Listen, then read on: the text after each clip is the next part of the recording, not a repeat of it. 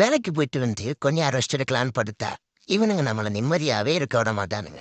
வா மச்சான் படத்துக்கு போலாம் அப்படின்னு என்னையும் வலுக்கட்டாயமா கூட்டிட்டு போன இடம் தான் களியாக்காவளையில இருக்கிற காளீஸ்வரி தேட்டர். சரி ஓகே வந்ததுக்கு படத்தை பார்த்துட்டு போலான்னு மச்சான் என்ன படம்னு கேட்டா ரஜினியோட படத்துல ரிலீஸ் அப்படின்னானுங்க. சரி என்றா சிவாஜி ஒன்று போயிட்டு டிக்கெட் கொண்டு பார்த்தா தளபதி போலாம். சரி டிக்கெட்டை கொடுறா அப்படின்னு கேட்டா அந்த பொடுவா இவன் என்ன தேய்ச்சத்துல இருந்தான் தெரியல டிக்கெட்டு தர இவ்வளோ லேட் ஆகிட்டான். சரி டிக்கெட்டை வாங்கிட்டு வாங்கல உள்ள போலாம் இவனுங்களை கூட்டிட்டு உள்ள போய் பார்த்தா சரியான கூட்டம்.